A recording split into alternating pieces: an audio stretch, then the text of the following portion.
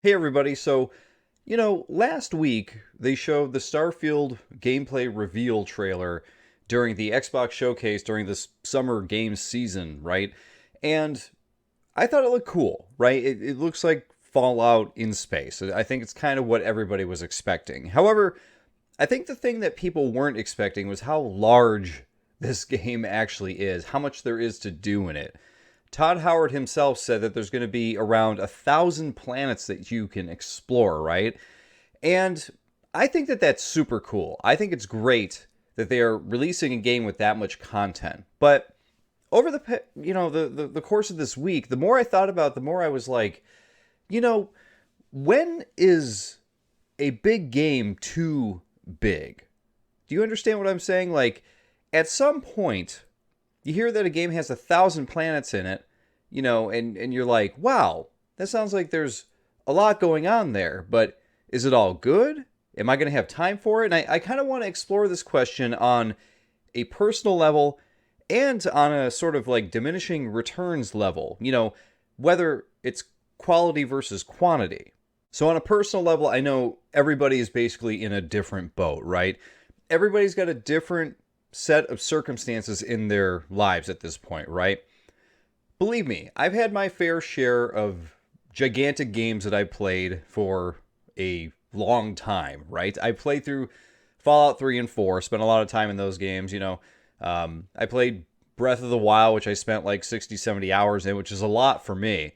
Back in the day, I played World of Warcraft, and I put like months worth of time into that game. I played it so much to the point it was like the only game I was playing for like a couple of years. Like I loved it.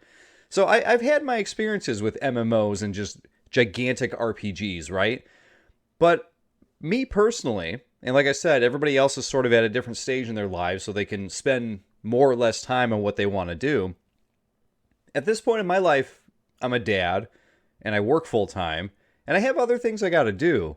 So I've noticed that in my life, I've actually returned to playing shorter games and really, really enjoying them, right?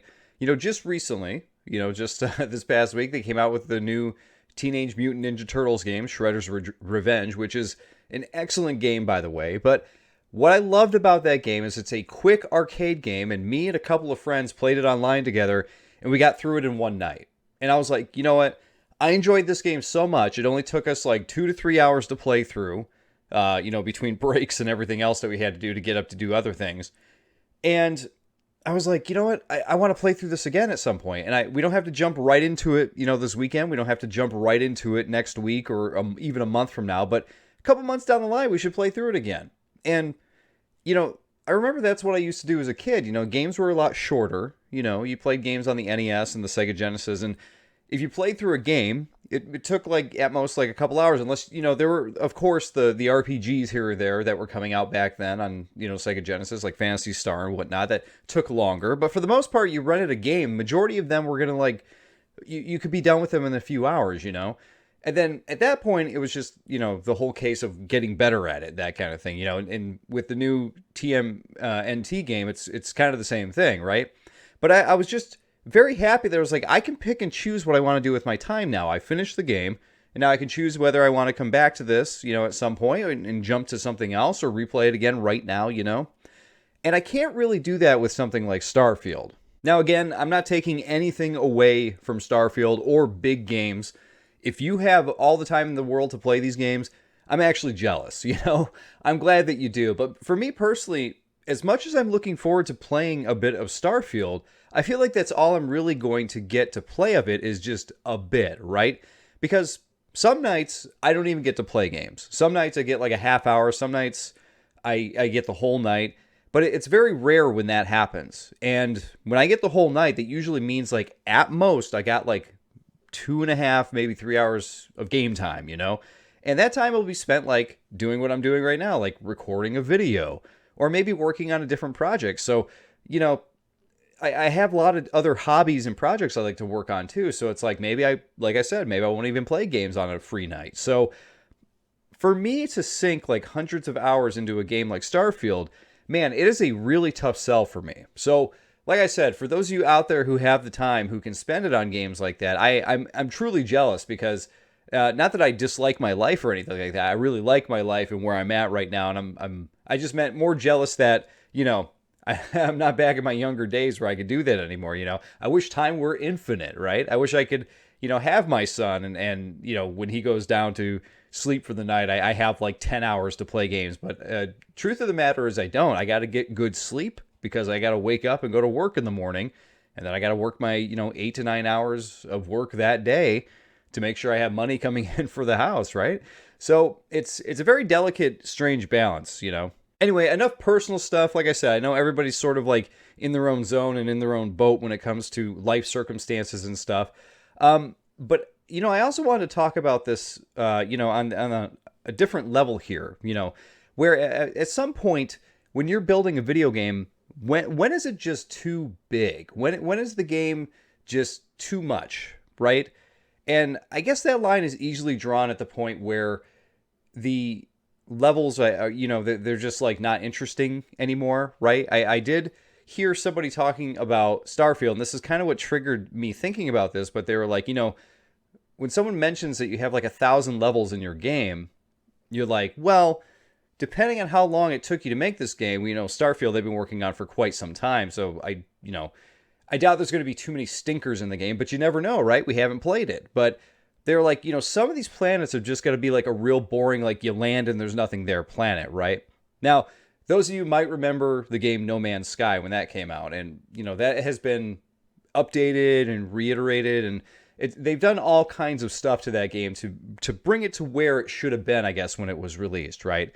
And we are now at a point where people play that game and they just absolutely adore it. They love it. They love everything it has to offer, right? But it wasn't always like that. When it was released, there was a lot of empty planets. That's what people complained about. There's a lot. You land on a planet, there's nothing to do. Or you land on a planet and it was so botched in a way that people couldn't leave, or they couldn't get the materials to for what they needed to build to get out of there. Whatever the problem was, I read a lot of horror stories of that stuff happening.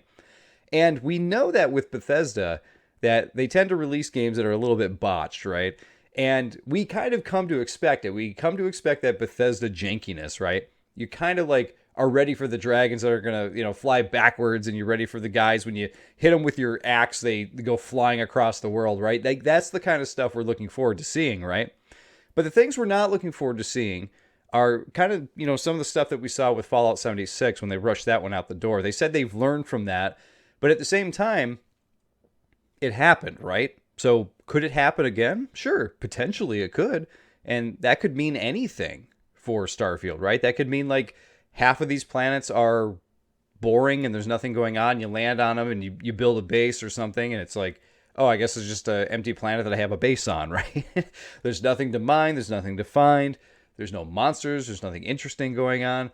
I don't know. Were all of these planets like single-handedly crafted? Is there going to be some sort of a procedurally generated thing going on? 1,000 planets is a lot. That's a lot to ask a team to build. And I know that they've spent a lot of time on this game, but you got to figure like the team isn't just making planets. They're working on the characters and the story, and they're building out the the mission structure and all these other things, right? So this is where I ask the question: at what point is it just too big? Like, would it have been bad if Todd Howard was like, yeah, we got about 150 planets you could visit? I think that people still would have reacted to that and been like, wow, that's a lot of planets.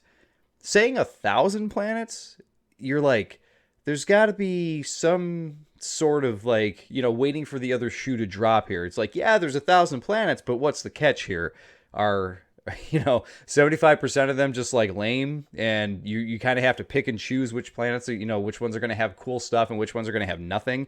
Are a lot of these just balls floating in space that like don't have anything going on? Are some of them just craters, or you land and you pick up one chest that has armor in it and you're done? I don't know. But at some point, to me, and this brings me back to the personal thing, 1,000 planets, like I would never be able to explore all of those. But we know when this game comes out, there are going to be people who are trekking to explore all 1,000 planets, and they'll probably make notes as to like what has what, right? There's going to be FAQs out there where you're going to be able to read like where things are and what's on what planet and that kind of thing. But at some point though, like as a gamer, as a player, like when do you figure you're done? Like with 1,000 planets, when do you figure like, okay, I've explored all I need to explore. I'm over it. Me personally with Starfield, I'm not even sure if I'm going to be able to get through just the story, at this point. I really like what they're showing on screen here where you get to like, manage and build your own starship and stuff like that. But past that, I'm just like wondering personally how much of this I'll be able to play and professionally and, from a higher sense, like we were talking about, where's the diminishing returns here? At what point are you putting in 200 hours into this game and you're just like, man, okay, I think I'm done, right? I visited, 20 planets today and none of them had anything cool on them. You know what I mean? So these are the things I worry about with these bigger games. And I know Starfield's not the only one. I know that, increasingly open world games, like the Ubisoft games that come out and everything, they are getting bigger and bigger and they keep adding more and more mini games. It's just things we've seen before. And at what point is it just too much? At what point is it just like, hey, give me a good story with a really cool environment and a cool, a couple fun sandboxy things to do, and I'm good, Like, at what point is it just, what the old adage, right?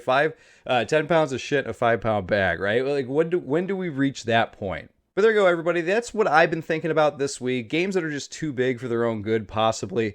I don't know. Maybe I'm crazy here. You let me know in the comments. Do you agree? Disagree? Should games be bigger than this? I don't know. I don't think so, but maybe you think differently. But hey, everybody, I just want to say thanks for watching. And of course, I'll see you all in the next one.